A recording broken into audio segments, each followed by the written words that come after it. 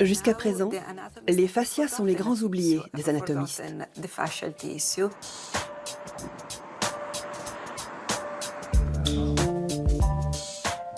Il s'agit d'un système à part entière qui reste encore à explorer.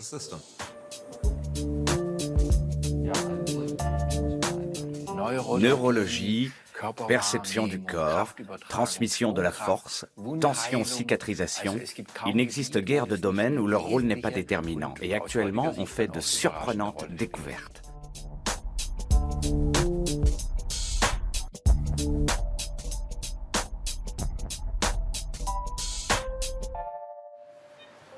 Qu'est-ce que les fascias? Ce sont des tissus conjonctifs présents dans tout notre corps, directement sous la peau et plus profondément. Chez un adulte, ces membranes blanchâtres pèseraient une vingtaine de kilos. Les fascias enveloppent nos muscles, nos tendons et nos organes. Ils soutiennent nos os. Ignorés et sous-estimés pendant des siècles, ils suscitent aujourd'hui un grand intérêt car ils joueraient un rôle central dans notre santé. Serait-il la cause et la solution de l'affection la plus répandue actuellement, le mal de dos? Pour le savoir, nous avons mené une enquête aux 4 coins du monde. Maine, États-Unis. Thomas Myers forme des thérapeutes. Pionnier dans le domaine des fascias, il est l'auteur d'un ouvrage de référence, Anatomy Trains. Pour lui, pas de doute, les fascias forment une chaîne continue.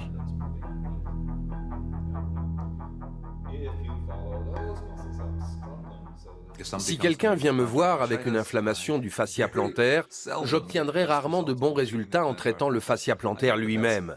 J'atteindrai une amélioration sur le long terme en travaillant sur le membre inférieur, les muscles ischio-jambiers, voire l'arrière de la tête ou la nuque, parce que les fascias font tous partie d'un même système. Thomas Myers est persuadé que les mystérieux fascias forment un réseau continu et sont reliés les uns aux autres par de multiples lignes.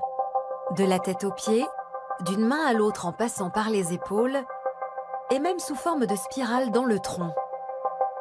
Il en est certain, une sensation de pincement à un endroit du corps a le plus souvent son origine ailleurs.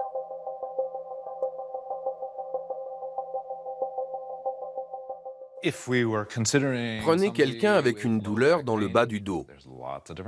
Les causes peuvent être multiples. La douleur peut provenir de la voûte plantaire, des genoux, des hanches. Elle peut aussi descendre des épaules. Le grand triangle formé par les épaules et le bas du dos constitue un ensemble. On peut voir également comment le bas du dos se comporte quand on se penche.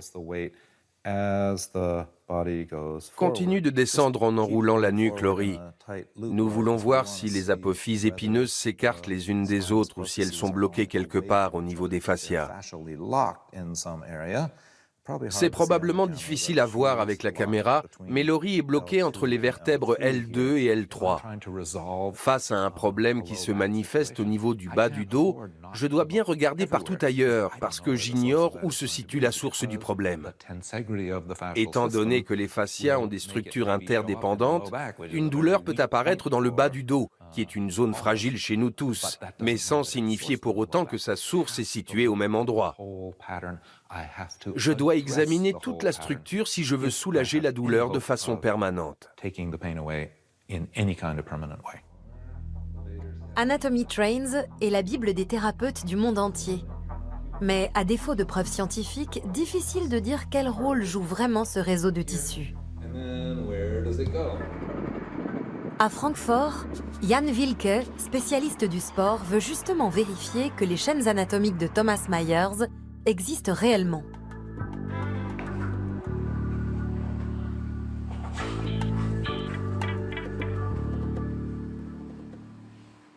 Ça a été une grande surprise de constater qu'il n'existait qu'une seule hypothèse, que l'on ne travaillait qu'avec un seul et unique modèle. Et je pense, quitte à passer pour un hérétique, que l'on a tendance à beaucoup fantasmer autour de cette thérapie. L'objectif est donc de découvrir si elle fonctionne réellement. Si après une manipulation, on modifie vraiment les fascias, ou si en fait, on se l'imagine. Réalité ou lubie? Les lignes décrites par Thomas Myers existent-elles vraiment? Jan Wilke teste 6 d'entre elles en se concentrant sur celle du dos. La ligne pour laquelle existent les données les plus probantes est la ligne dorsale superficielle. C'est également celle que nous étudions principalement dans le cadre de nos études de recherche appliquée. Cette ligne passe par les muscles extenseurs du dos, de part et d'autre de la colonne vertébrale, le ligament sacrotubéral, puis se prolonge jusqu'à l'extrémité inférieure de la jambe, c'est-à-dire l'arrière de la cuisse, le muscle du mollet avec le tendon d'Achille, et pour finir, le fascia plantaire au niveau de la plante du pied. Quel est le secret de cette ligne qui relie les deux extrémités du corps? Pour prouver l'existence de la ligne dorsale, Jan Wilke mène une série d'expériences. Si l'on bouge la cheville, le fascia situé sur l'arrière de la cuisse devrait, selon toute hypothèse, lui aussi bouger. Et effectivement, l'examen échographique montre un léger glissement du fascia.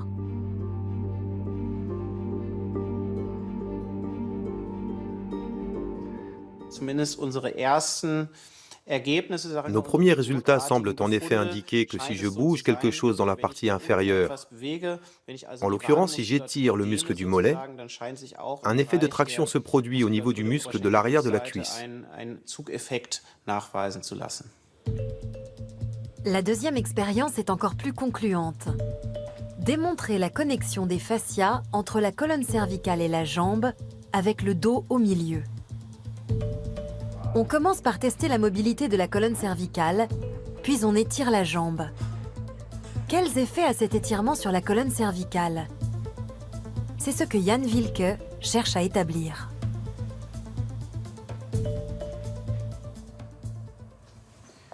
Nous allons maintenant examiner les résultats. Voici les valeurs médianes des 5 mobilisations que nous venons d'effectuer. La mobilité totale, basée sur ces 5 essais, est de 108 degrés, soit 4 degrés de plus que lors du test précédent. Après l'étirement des muscles de la jambe, la mobilité s'est donc améliorée. Nous avons une amélioration de la flexion et de l'extension de la tête, au niveau de la colonne cervicale. Cela laisse supposer qu'il existe un effet mécanique de transmission entre les jambes et la colonne cervicale. L'existence de certaines lignes de fascia reste à prouver. Mais force est de constater que le travail avec un rouleau de massage sur la cuisse a des effets sur d'autres parties éloignées du corps, comme le cou. Jan Wilke pense que les forces se transmettent verticalement, mais aussi horizontalement. C'est un enseignement de toute première importance dans nos recherches, qui sont avant tout tournées vers les applications. Est-ce que cette pratique peut constituer une alternative possible pour le médecin, le kinésithérapeute ou pour le patient chez lui? Un patient souffrant d'une tension douloureuse au niveau cervical doit-il forcément travailler sa colonne cervicale? Ou peut-il, s'il le souhaite, soulager sa douleur de façon indirecte, en travaillant par exemple son tronc ou ses jambes? Ce que Thomas Myers et Jan Wilke étudient chacun à sa façon, cet homme en a livré les premières images. C'est au cours de ces opérations que le docteur Jean-Claude Guimberteau, chirurgien spécialiste de la main, a découvert le fascinant réseau qui enveloppe tout notre corps. Quand vous faites de la chirurgie tous les jours sur les systèmes de glissement, vous observez le tissu conjonctif. Mais comment fonctionne le tissu conjonctif? Voilà une question à laquelle jamais personne n'a répondu. Et comme je voulais développer un système de reconstruction des tendons, faisant appel à ce système de glissement, j'ai essayé de comprendre. À l'Institut aquitain de la main de Bordeaux, le docteur Guimberteau révèle, au gré de Promenade sous la peau, le monde méconnu des fascias. Avec une minuscule caméra, il filme le tissu conjonctif dans des corps vivants. Ces images ont révolutionné la science et notre connaissance des fascias. Vous voyez, voilà les fibres d'organisation. C'est apparemment chaotique comme organisation, mais c'est un chaos apparent. C'est certainement pas un carreau, puisque le résultat, c'est quand même la vie. Donc l'efficience parfaite. C'est-à-dire que grâce aux travaux sur les fascias, on va avoir petit à petit des perceptions de l'anatomie et de nos organisations architecturales qui seront nouvelles et qui ouvriront bien évidemment des thérapeutiques nouvelles. Nous sommes véritablement un réseau fibrillaire. Et ça, de la surface de la peau jusqu'au plus profond de l'os et des cellules. Tout est lié par une organisation fibrillaire dont le diamètre est extrêmement variable, mais continu. Il n'y a pas d'espace libre. Tout est en continuité. Voilà. Regardez comme c'est beau. Vous voyez ? Fascinantes du point de vue esthétique, ces images donnent à voir la variété de formes et de couleurs de ces structures tissulaires, en mouvement permanent et en réorganisation perpétuelle. À quel ordre obéit ce gigantesque réseau apparemment chaotique ? Quel sens et quelle fonction ont les fascias ? La recherche internationale tente peu à peu de venir à bout de cette énigme. Padoue, l'une des plus anciennes cités italiennes et l'une des plus vieilles universités d'Europe. C'est dans ces salles que Galilée a émis l'idée que l'univers ne tournait pas autour de la Terre. C'est ici aussi qu'une femme obtint pour la première fois un doctorat en 1678. Un lieu propice aujourd'hui encore aux révolutions. Carla Stecco y est professeure d'anatomie. C'est l'une des premières au monde à avoir étudié les fascias. Une digne héritière de ses prédécesseurs qui, jadis, exploraient l'intérieur du corps humain malgré l'interdiction de l'Église.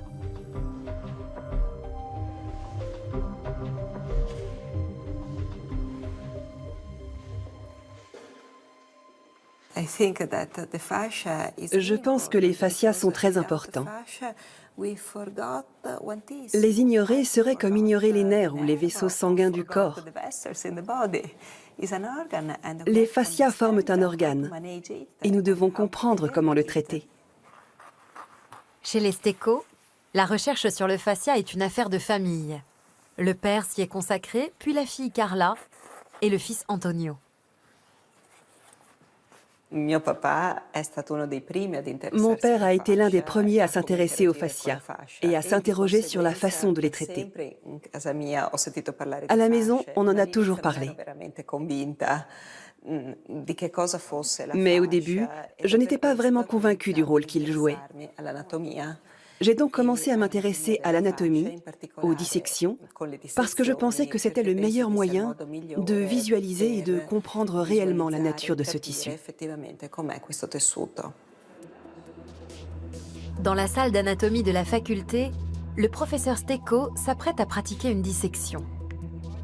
Elle commence par expliquer à ses étudiants ce qu'est un tissu facial.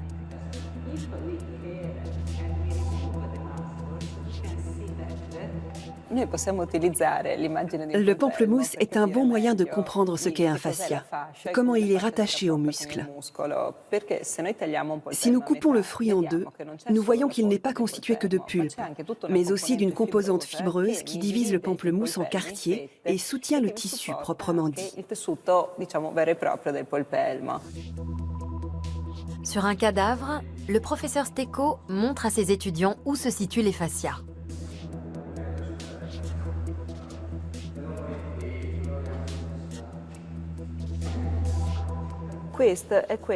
Voici ce qui correspond pour les chirurgiens aux fascias. Il s'agit d'un tissu conjonctif lâche qui me permet de glisser d'un niveau à un autre. Comme vous le constatez, c'est une structure extrêmement fluide qui peut se déplacer très facilement. Vous voyez comme je peux entrer à l'intérieur?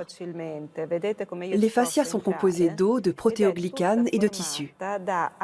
Regardez comme c'est beau. Grâce notamment au professeur Stecco, nous savons que les fascias sont omniprésents dans le corps, sous les formes et les natures les plus diverses. Les fascias superficiels se trouvent directement sous la peau. Les fascias profonds entourent nos muscles, mais également les fibres musculaires. Cette peau blanchâtre enveloppe aussi nos organes. Même notre cerveau est tapissé par ce mystérieux tissu conjonctif. Les méninges peuvent être considérés comme des fascias particuliers, car elles ont les mêmes caractéristiques que les fascias visibles dans les autres parties du corps. En s'appuyant sur ses nombreux travaux de recherche anatomique, le professeur Stecco a établi un atlas des fascias, le premier au monde. Ces découvertes font référence. En 4 siècles d'histoire de l'anatomie, les fascias sont pour la première fois systématiquement répertoriés dans l'ensemble du corps humain.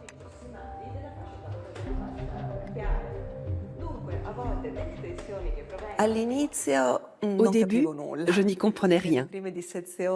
Lors des premières dissections, tout me semblait confus. Je n'arrivais pas à me faire une image claire. Puis, progressivement, j'ai compris comment visualiser le fascia et ce qu'il fallait chercher. Depuis, c'est assez limpide. Je sais l'identifier et c'est ce que j'ai voulu montrer dans mon atlas. Elle dissèque le fascia thoracolombaire, le grand fascia du dos. Y trouvera-t-elle l'origine du mal de dos? Cette partie de la région lombaire est selon moi une zone particulièrement critique. Ce n'est pas pour rien que 80% de la population mondiale a mal au dos. Les chercheurs n'ont pas encore réussi à percer tous les secrets du fascia thoracolombaire, mais on cerne de mieux en mieux son rôle dans de nombreux problèmes de dos. Voilà, nous avons réussi à isoler le fascia thoracolombaire. C'est probablement le fascia profond le mieux connu que nous ayons dans le corps, parce qu'il est actuellement étudié par de nombreuses personnes. Ce fascia semble effectivement être à l'origine du mal de dos, le mal de dos non spécifique. Le fascia thoracolombaire est l'un des plus importants de notre corps. Mais comment un fascia peut-il occasionner des douleurs? Pourquoi cette enveloppe tissulaire nous cause-t-elle tant de problèmes? C'est aussi ce que veut comprendre Robert Schleip, l'un des spécialistes allemands du fascia. Depuis qu'il sait comment les fascias sont reliés les uns aux autres et à quel point l'activité physique est importante pour le tissu conjonctif, il saute à la corde plusieurs minutes par jour. Ce psychologue et thérapeute corporel de formation a d'abord été un praticien. Pour mieux comprendre à quoi correspondait ce qu'il ressentait sous les doigts quand il manipulait ses patients, il a mis son métier entre parenthèses pour se consacrer entièrement à la recherche. À l'Institut de physiologie appliquée de l'université d'Ulm à Günzburg, il a soutenu une thèse sur les tissus faciaux. Ses découvertes lui ont valu plusieurs prix.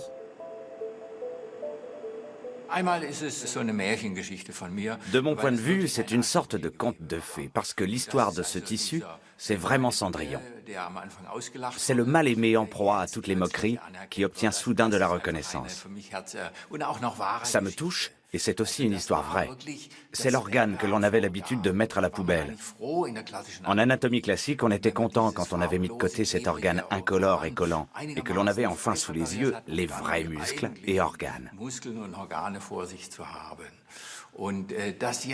La reconnaissance dont jouit depuis quelques années cet organe, sans enveloppe et sans structure, est un rebondissement passionnant, je trouve. Robert Schleip veut percer à jour les multiples fonctions des fascias. Quelle est la composition exacte de ces tissus fibreux et blanchâtres trop longtemps dédaignés?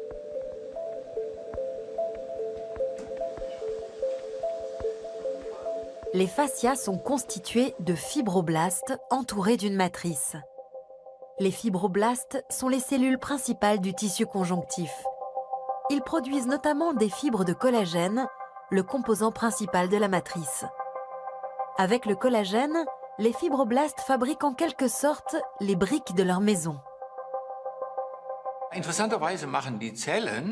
Il est intéressant de noter que ces cellules ne représentent qu'un infime volume du tissu conjonctif facial, mais qu'elles en produisent en revanche une grande partie. J'aime bien faire la comparaison avec les fourmis, qui peuvent construire une immense fourmilière dont le volume sera 10 fois supérieur au leur. Avec Werner Klingler, un collègue chercheur de l'université d'Ulm, Robert Schleip cherche à élucider le mystère des fibroblastes, les cellules surdouées du tissu conjonctif. En synthétisant le collagène, ils participent à la cicatrisation. C'est grâce à eux notamment qu'une plaie ouverte peut se refermer. Mais un excès de collagène peut être préjudiciable. Les deux chercheurs allemands ont constaté que le tissu conjonctif d'un bras plâtré après une blessure se modifiait. Leur étude montre l'importance de l'activité physique pour nos fascias. Après 3 semaines de plâtre et d'immobilisation, on voit que le tissu commence à proliférer. L'image A, à gauche, montre un tissu conjonctif sain et intact avant que le bras soit plâtré. L'image B a été prise après 3 semaines de plâtre. La transformation est manifeste. Le tissu est emmêlé, la structure s'est épaissie et présente un aspect chaotique. Les données que nous avons relevées le montrent clairement. Le manque d'activité physique entraîne une prolifération des structures conjonctives et, de ce fait, une perte fonctionnelle. C'est l'enseignement principal, avec toutes les conséquences en chaîne. Autrement dit, l'activité physique est indispensable pour maintenir nos fascias en forme. La sédentarité et les mauvaises postures peuvent enraidir les fascias au point que les nerfs et les muscles finissent par se coincer. Le professeur Gregor Antoniadis est un spécialiste reconnu dans le domaine des blessures sportives. Aujourd'hui, il tente avec Robert Schleip une nouvelle approche, assez inhabituelle. Chez ce patient, l'enraidissement du tissu conjonctif a provoqué un pincement du nerf du coude, pincement douloureux et qui engourdit la main. Avant l'intervention chirurgicale, Robert Schleip va essayer de décoller le tissu en le massant doucement. J'arrive à atteindre la zone d'adhérence, regardez, mais pas suffisamment pour parvenir à la décoller. Tout en haut, on distingue bien la partie la plus proche de la peau. Celle-ci n'est pas adhérente. Je vais à nouveau essayer de mobiliser la zone d'adhérence. J'arrive à l'atteindre, vous voyez? J'aimerais bien casser les adhérences, mais je ne peux pas. Le tissu est trop ancien, trop rigide. Quand on arrive à mobiliser le tissu et le fascia de l'extérieur, on peut effectivement faire disparaître le pincement du nerf.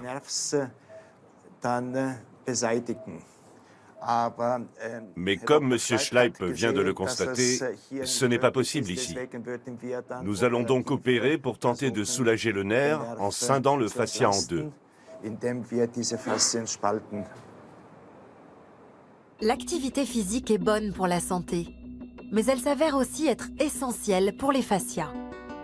Pour rester libre et ne pas subir d'enraidissement, ces tissus ont besoin d'une stimulation régulière. C'est la principale leçon. Or, la sédentarité au travail, quand elle n'est pas compensée par une activité sportive suffisante, entraîne souvent des maux de dos. Y aurait-il un lien de cause à effet entre les adhérences faciales et les douleurs dorsales ? Pour le savoir, nous nous rendons à Boston. C'est ici que s'est tenu il y a 10 ans le premier congrès international sur le fascia. Le professeur Hélène Langevin de la Harvard Medical School y a participé. Cette spécialiste du fascia de la première heure a d'abord été médecin clinicienne. Impuissante à soulager ses patients souffrant de mal de dos chronique, elle s'est alors lancée dans la recherche.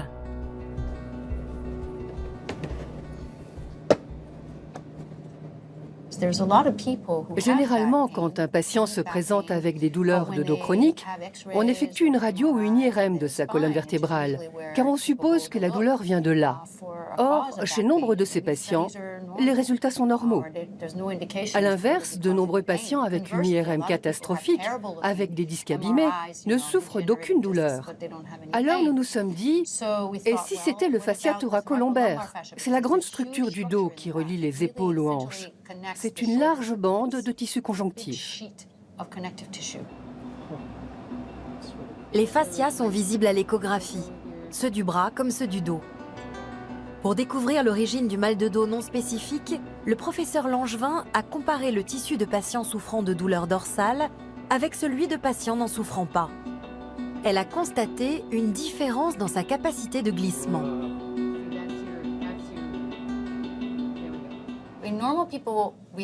Chez les patients sains, les deux couches superposées sont capables de glisser sur 75% environ de leur longueur, quand le dos est en mouvement.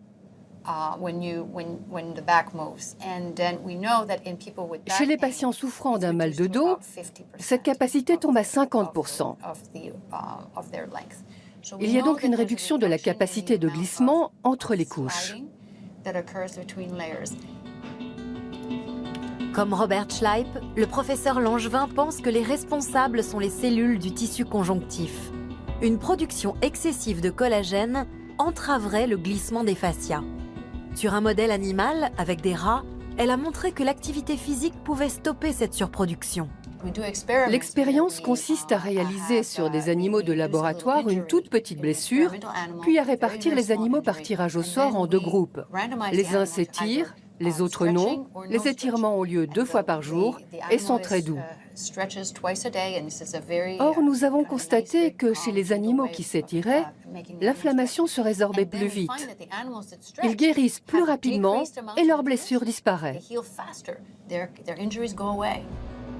Activité physique et étirement permettent une cicatrisation plus rapide. Sous le microscope, le professeur Langevin trouve l'explication. Non seulement les fibroblastes se développent jusqu'à doubler de volume, mais leurs cellules envoient des signaux pour que les tissus se relâchent. C'est une découverte inédite. L'état de tension du tissu conjonctif est de fait activement régulé minute par les fibroblastes. Il s'agit d'une régulation cellulaire active, dynamique de la tension du tissu conjonctif. Cette découverte pourrait s'avérer importante, car on s'aperçoit que les fibroblastes réagissent à l'acupuncture comme aux étirements. Ils s'allongent et aident le tissu à se relâcher. Les étirements actifs, tout comme l'acupuncture, ont un effet relaxant sur les cellules et donc sur les adhérences tissulaires, y compris en cas de problème de dos. Deux moyens de contrer activement nos douleurs. Mais en dehors des mauvaises postures et du manque d'exercice, qu'est-ce qui provoque nos maladies? En étudiant la relation entre mouvement, étirement et problèmes de dos, le professeur Langevin ouvre des perspectives de guérison nouvelles. Robert Schleip aussi poursuit ses recherches. Dans cette expérience, il tend des fragments de fascia dans un dispositif. Il s'agit, pourrait-on dire, de fascias vivants auxquels nous administrons diverses substances de signalisation cellulaire, notamment celles qui sont actives lors de la cicatrisation. Puis nous observons dans quelle mesure les fascias peuvent se contracter seuls, indépendamment des muscles et des nerfs. Et les résultats obtenus sont étonnants. De fait, en réponse aux substances de signalisation cellulaire, les fascias se contractent visiblement. Autrement dit, les fascias réagissent indépendamment des stimuli musculaires ou nerveux. Et la surprise ne s'arrête pas là. Nous avons découvert des messagers chimiques qui interagissent non seulement avec l'inflammation, mais aussi avec le stress émotionnel. C'est une découverte de taille, car nous l'avions déjà constaté en recherche clinique. Les fascias réagissent au stress émotionnel de manière progressive et durable. Robert Schleip confirme ainsi scientifiquement ce que la plupart des personnes souffrant de mal de dos soupçonnaient déjà. Le stress émotionnel peut déclencher des tensions et des douleurs. Le coupable s'appelle TGF, facteur de croissance transformant, un messager chimique qui réagit au stress. La découverte est une avancée majeure. Si je suis tendu pendant des semaines et que je ne parviens pas à me relâcher pendant mon sommeil, ce ne sont pas les fibres musculaires qui sont les plus atteintes, parce qu'on arrive à les détendre. Les plus touchés sont les tissus faciaux, notamment ceux qui entourent les muscles. Dans la pratique, les thérapeutes manuels arrivent à sentir cette tension sous leurs doigts. On pourrait faire la comparaison avec une saucisse, la viande hachée étant les muscles. L'intérieur serait plutôt mou et le boyau dur. C'est exactement le mécanisme que nous étudions actuellement. À Walpole, dans l'État du Maine, Thomas Myers forme des kinésithérapeutes, des masseurs et des professeurs de yoga du monde entier. Objectif, les sensibiliser au réseau facial de leur propre corps et leur transmettre son expérience acquise au fil des années.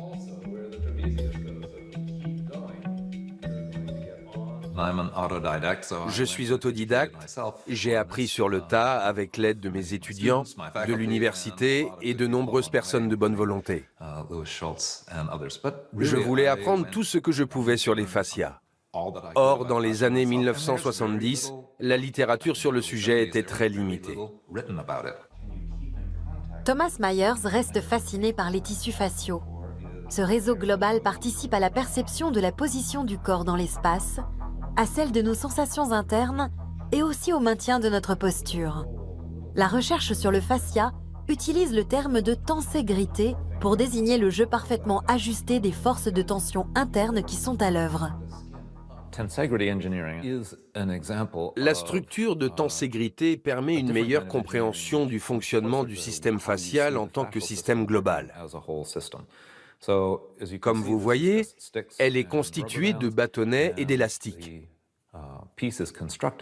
Les éléments sont assemblés de sorte que les bâtonnets ne se touchent pas entre eux, mais sont maintenus en place par les élastiques. Si on regarde un squelette de cours de science, dont les os sont reliés par des câbles, on a l'impression d'être constitué d'une armature osseuse autour de laquelle vont s'articuler les muscles, un peu comme le bras d'une grue de chantier. Ce n'est pas le cas. Vos os flottent à l'intérieur de votre tissu conjonctif. Si je pouvais faire disparaître ce tissu mou de votre corps d'un simple claquement de doigts, votre édifice osseux s'écroulerait sur le champ. Voici un formidable contre-modèle à notre représentation classique de la colonne vertébrale, la fameuse structure porteuse, le squelette comme soutien.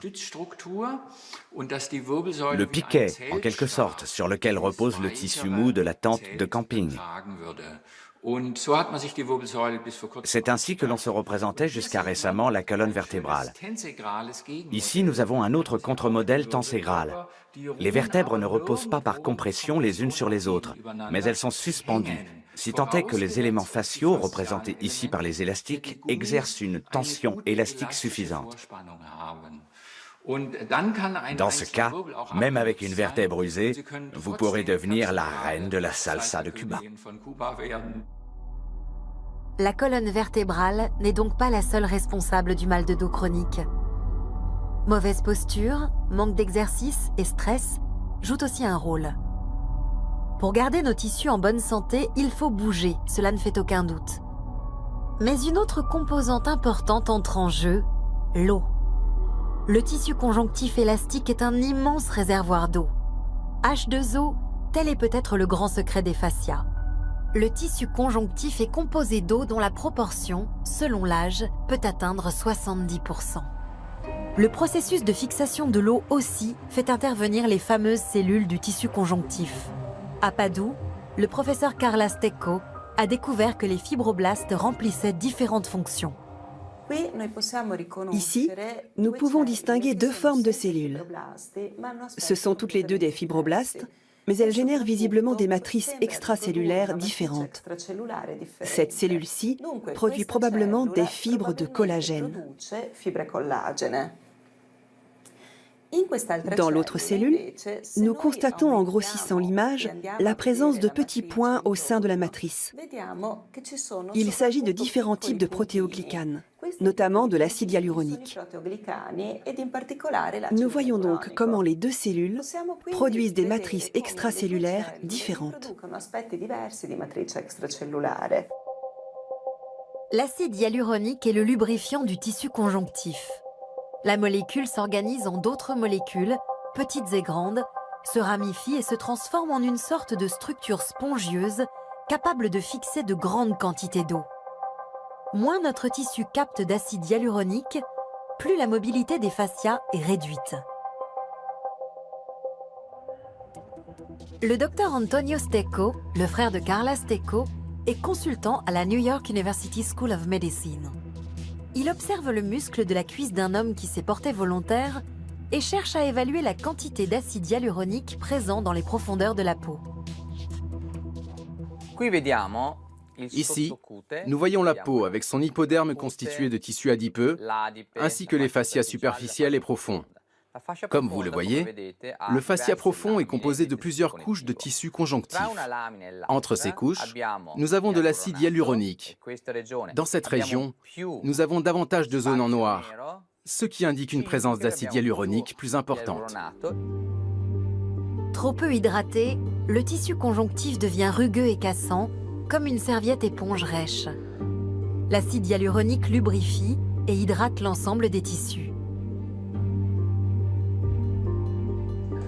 À Ulm, Werner Klingler et Robert Schleip tractent eux aussi l'acide hyaluronique. Ils veulent découvrir quelles thérapies peuvent améliorer l'hydratation et ainsi la capacité de glissement des fascias. Ils mesurent d'abord la quantité d'eau présente dans le tissu. Nous espérons qu'après une séance d'étirement, après une action manuelle, la teneur en eau va de nouveau augmenter. Mieux encore, nous misons sur le fait que le drainage du liquide tissulaire évacuera également les substances inflammatoires et pourra ainsi nettoyer le tissu. L'appareil indique une teneur en eau élevée. D'un geste précis, Robert Schleip exerce des pressions fermes et continues sur les fascias du dos du sujet volontaire. Le rolfing est la technique la plus efficace que nous ayons trouvée et testée jusqu'à présent. Elle consiste à appuyer longuement et fermement sur la peau, un peu comme si c'était une éponge dont on voudrait extraire toute l'eau qu'elle contient, et d'une façon telle que tous les pores soient bien vidés. Bien évidemment, on ne travaille pas dans la précipitation, mais on y va très doucement. Les valeurs mesurées indiquent que l'on peut, grâce à des thérapies ciblées, renouveler les réserves d'eau des fascias et leur restituer leur souplesse. Là, c'était avant une manipulation. Ici, nous appuyons pour évacuer l'eau comme avec une éponge. Et lorsque nous arrêtons cette action mécanique, le fascia se remplit de nouveau d'eau. Cet exemple est intéressant parce que l'on a appuyé suffisamment fort pour que l'éponge soit plus humide après la manipulation qu'elle ne l'était avant. Autrement dit, on presse l'éponge pour évacuer l'eau stagnante présente à l'intérieur. Et si on presse suffisamment fort plusieurs fois de suite, l'éponge est plus humide qu'avant. C'est évidemment du plus grand intérêt pour nous. Le massage, tout comme l'activité physique, réoriente les fibres de collagène. Les fibroblastes produisent de l'acide hyaluronique frais, l'eau est renouvelée, les fascias peuvent de nouveau glisser correctement. Il ne fait aucun doute que le massage stimule le métabolisme, mais l'activité physique apporte évidemment une dynamique supplémentaire dans le tissu. L'activité physique provoque une augmentation de la température corporelle, ce qui est en soi un stimulus métabolique. 1 degré supplémentaire entraîne une augmentation d'environ 10% de l'activité enzymatique. L'activité physique régulière stimule les fibroblastes qui, en 3 jours seulement, se mettent à produire du collagène frais et décolle les adhérences faciales. Mais pour que le tissu se régénère complètement et visiblement, il faut compter jusqu'à 1 an. L'activité physique est salutaire, mais encore faut-il savoir la doser. Quand je fais du sport, j'introduis des micro-blessures dans des toiles d'araignée qui se sont formées au cours de la nuit. Après le sport, la question est de savoir s'il faut faire une pause d'1, 2 ou 3 jours. Et quel est le niveau d'intensité requis pour inciter les cellules bâtisseuses, les fibroblastes, à produire du collagène frais, plus jeune et plus résistant pour mon fascia thoracolombaire ou mon tendon d'Achille? La bonne alternance, selon moi, ce serait un effort intense suivi de 2 ou 3 jours de repos. Ce serait l'idéal.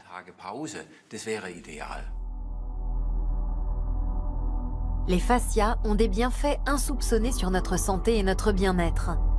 La recherche internationale a montré que détendre et étirer les fibres du tissu conjonctif contribuait à atténuer les problèmes de dos.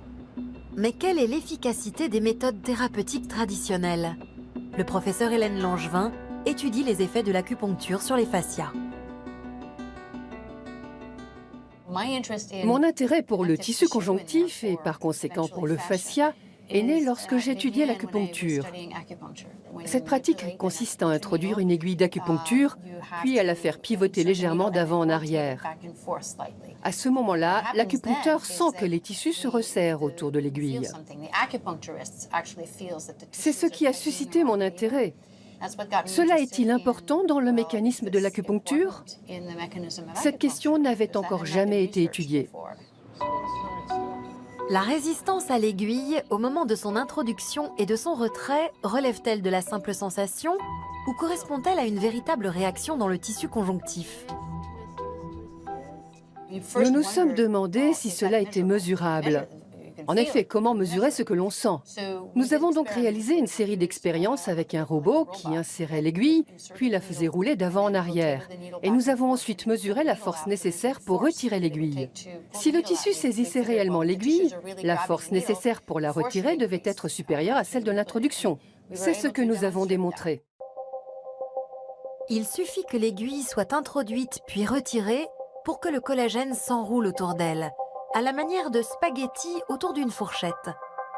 La sensation de résistance bien connue des acupuncteurs a désormais un fondement scientifique.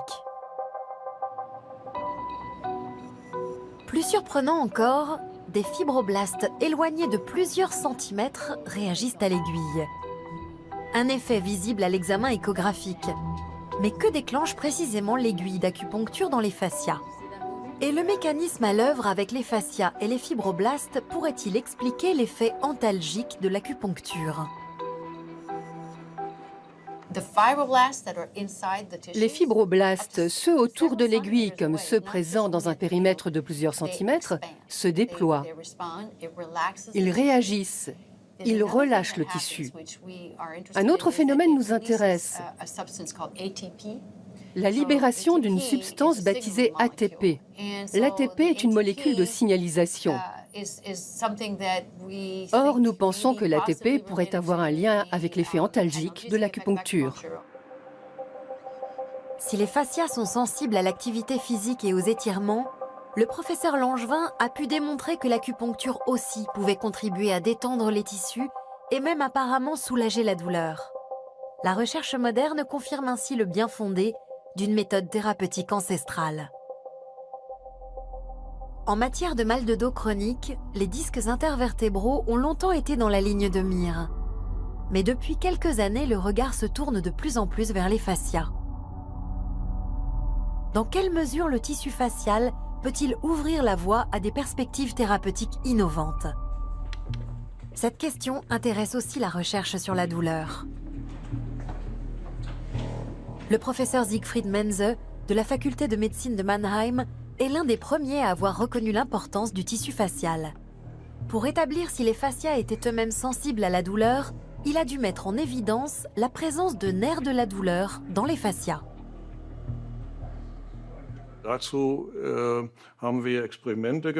Nous avons réalisé des expériences dont l'objectif était de prouver l'existence de terminaisons nerveuses au niveau du grand fascia du dos. Comme vous voyez, il s'agit d'un réseau de fibres nerveuses relativement dense.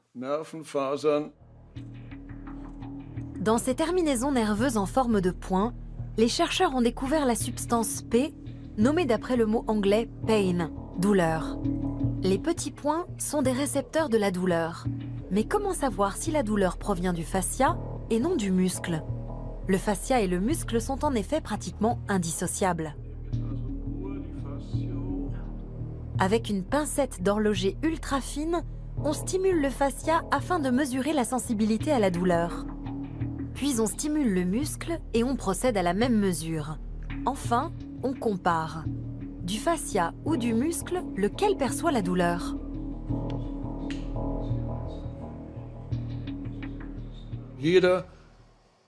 Chaque pic correspond à un signal électrique. Dans cet exemple, il s'agit d'un rat anesthésié que l'on a stimulé avec la pincette que je vous ai montrée. Nous avons contusionné le fascia et comme on le voit ici, cela a entraîné l'apparition de signaux électriques de fréquence plus élevée.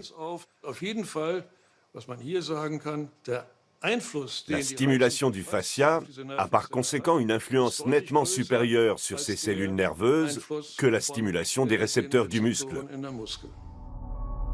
Les fascias sont le siège d'innombrables récepteurs de la douleur. Cela fait du tissu conjonctif l'un des organes de la perception parmi les plus sensibles. Les preuves scientifiques sont formelles. Comme Robert Schleip, le professeur Menze et son équipe supposent que le stress influence directement le tissu des fascias. En jeu dans ce mécanisme, le système nerveux sympathique qui fait partie du système nerveux autonome. Depuis le cerveau et la moelle épinière, il se distribue à presque tous les organes. Nous ne pouvons pas le contrôler volontairement. Activé par le stress, il prépare notre corps, comme jadis, à la lutte ou à la fuite. Pouls qui s'accélère, mains moites, voix qui tremblent. Mais comment peut-il influencer le tissu facial? C'est ce que le professeur Menze a réussi à montrer. Cette image caractéristique a confirmé notre hypothèse selon laquelle ces fibres sont effectivement présentes dans le fascia. On voit ici un entrelac de fibres nerveuses. Et si on grossit encore l'image, on distingue de nouveau ces petites extensions ponctuelles de fibres, qui sont très probablement des fibres sympathiques.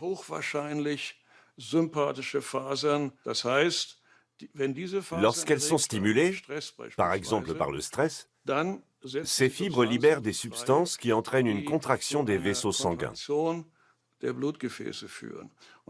Ce serait l'un des mécanismes qui pourrait expliquer pourquoi les patients affirment que le stress augmente leur mal de dos. Nous savons que la douleur ressentie au niveau des fascias peut être déclenchée par une stimulation excessive et remonter via les voies nerveuses jusqu'au cortex cérébral où elle est perçue. En cas de stress, le chemin serait inverse. Le stress active le système nerveux sympathique qui descend via l'autoroute de la douleur du dos vers les nerfs des fascias. Nous avons alors mal au dos. Nous savons désormais que les fascias constituent une source de la douleur très importante. D'une part parce qu'ils sont densément innervés, d'autre part parce qu'ils possèdent une connexion très performante avec les cellules nerveuses de la moelle épinière. On peut par conséquent supposer que les fascias jouent un rôle très important dans les douleurs dorsales relevant d'un conflit situé dans les tissus mous. Voici le docteur Jonas Thesards du centre hospitalier universitaire de Heidelberg. Quand il était doctorant, il a, avec le professeur Menze, révélé le lien entre stress et mal de dos chronique. Il est persuadé que la douleur est, selon les circonstances, assimilée différemment par le corps. En nous appuyant sur l'examen clinique, nous avons constaté que les patients présentant un niveau élevé de stress, et notamment ceux ayant vécu des traumatismes psychiques, des expériences difficiles sur le plan émotionnel, se distinguaient des autres patients dans leur évaluation de la douleur. Et ce qui est intéressant, c'est que la différence est surtout flagrante dans leur évaluation de la douleur profonde, issue des stimuli myofasciaux. Aujourd'hui, le docteur Thesards mesure chez un patient souffrant d'un mal de dos chronique la sensibilité à la douleur dans les fascias. Il s'intéresse particulièrement à la sensibilité à la douleur répétitive.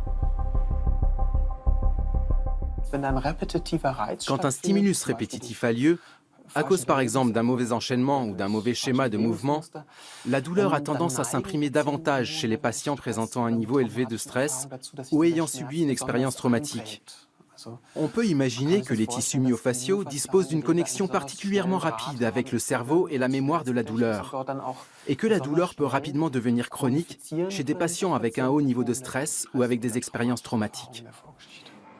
L'hypothèse est que les patients souffrant d'un mal de dos chronique ont une mémoire de la douleur très développée. Le docteur Thesards cherche un traitement qui implique le cerveau. Il a recours pour cela à une approche qui a fait ses preuves en thérapie du traumatisme, l'EMDR. L'EMDR consiste à traiter les expériences traumatiques par le mouvement des yeux. Pouvez-vous me décrire brièvement la situation au cours de laquelle la douleur est apparue la première fois ? C'était pendant le semi-marathon de Heidelberg. Au kilomètre 20, une descente raide, et soudain une douleur vive est apparue. En EMDR, le patient suit des yeux la main du praticien. Les mouvements oculaires sont censés activer les forces de guérison du cerveau et réévaluer les expériences négatives. Après la séance, le docteur Thesards vérifie si la sensibilité à la douleur dans les fascias s'est atténuée. Dans le cadre d'une étude, des chercheurs ont comparé deux groupes de patients souffrant de mal de dos chronique. Les premiers traités par des médicaments et une thérapie corporelle, les seconds par le MDR. Dans le second groupe, la douleur a disparu chez 20% des patients et s'est nettement atténuée pour la moitié d'entre eux. Un résultat encourageant et meilleur que celui du groupe témoin. Le grand rôle joué par les fascias dans le mal de dos chronique est aujourd'hui incontestable. Et la science a enfin trouvé une explication à un phénomène que nous connaissons tous. Le stress peut déclencher les douleurs de dos et les aggraver. L'activité physique et les étirements peuvent renouveler le tissu facial adhérent et atténuer le mal de dos. Qui plus est, les méthodes de recherche modernes ont confirmé l'efficacité d'une pratique thérapeutique séculaire. Le tissu conjonctif du fascia, qui enveloppe tout le corps, est le siège de nombreuses maladies, mais aussi la clé de leur guérison.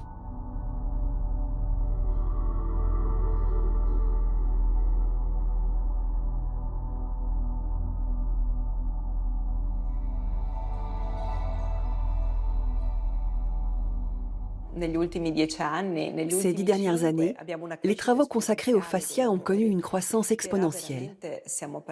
Nous sommes vraiment partis de zéro. Nos connaissances en anatomie ont progressé. Nous avons une meilleure compréhension des phénomènes microscopiques et moléculaires. Mais il nous reste encore beaucoup à apprendre sur les fascias. Ces dernières années, les fascias sont passés du second plan au devant de la scène, se muant en fascinants objets d'étude. La science place de grands espoirs dans la recherche sur le fascia, y compris en cancérologie.